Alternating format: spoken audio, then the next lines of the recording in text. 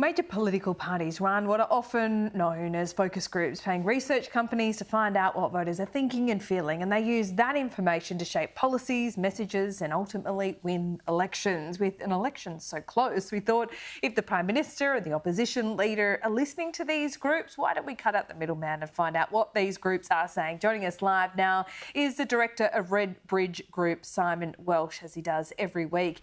Thanks so much for your time. Of course, COVID, this is going to be a COVID election. But after the birth of AUKUS, Simon, it is going to have a defence, a sovereignty feel to it as well. So from the groups, how has AUKUS gone down?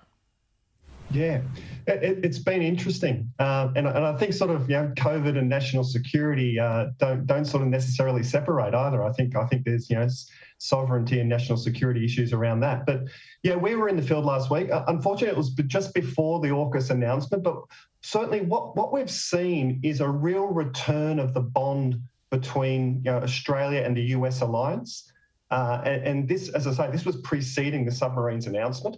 And that may not sound particularly sort of groundbreaking to the idea that Australian voters sort of look to the US as our partner, as our ally.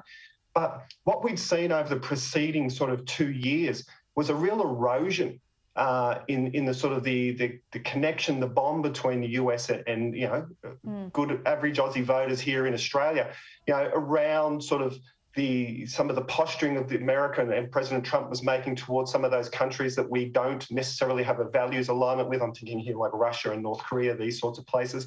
And then ultimately with the COVID handling itself, like these relationships between the US and Australia was really starting to sort of drop away in folks' minds, but we've really seen that bounce back now.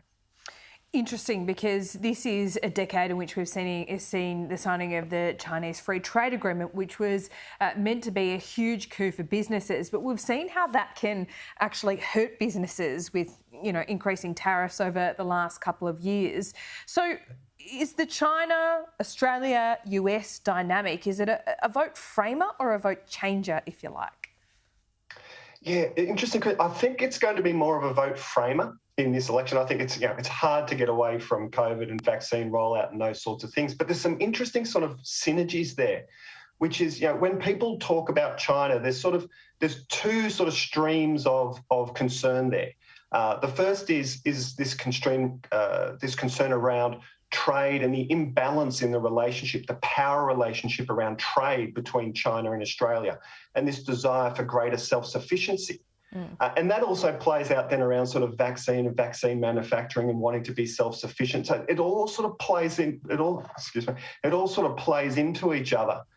So it's hard to disentangle. But look, in terms of the next election, it's going to be hard to get away from vaccine rollouts, COVID management and those sorts of things. But these things are interconnected. Yeah, it's a COVID election, that's for sure. Maybe it's a freedom election. Who knows? And voters will vote on who they think best serves their freedom and their safety. But just quickly before we let you go, because we are standing by to take our viewers live to Anastasia Palaszczuk. She's making an infrastructure announcement, but of course there will be questions about 3 new cases of COVID in Queensland. But Simon, before we let you go, what have you picked up this week? Has there been any major shifts that you think would concern the Prime Minister at a federal level or any of the premiers? Because we saw that news poll that showed that if an election were to be held today, the coalition might lose 6 to 10 seats. Yeah, certainly that erosion that we've been talking about now around sort of support coming off the Prime Minister, particularly around vaccine rollout, continues to roll on, if you pardon the pun. There's not a lot of good news there for the Prime Minister in terms of the handling. And as I sort of talked about before, people sort of really attaching that to a sort of a lack of empathy and not understanding what the struggles were that this country was facing, didn't act urgently enough when the time was needed. And here we are now in a situation where we didn't need to be had they acted more urgently. That narrative has become so embedded now, it's hard to see it changing short of some miraculous turnaround in sort of vaccine rollout. Interesting. And, getting jabs in arms. That is really interesting though. So do you think that narrative changes in terms of, do voters have a long memory about this, or when we're all enjoying freedoms and we are, at that high vaccination rate, do you think that might be forgotten or no? What people will tend to remember from this period is not the detail of things. What they will remember is how certain leaders, how certain politicians made them feel. And I think what sort of landed with this Prime Minister now is there's a lot of people sort of abandoned. That's the word that keeps coming up in focus groups, abandoned. You know, when the moment was needed, we had a Prime Minister who kind of abandoned us. He wasn't there. And they're attaching that now, you know, back to what happened during bushfires and those sorts of things. So it's become a trait.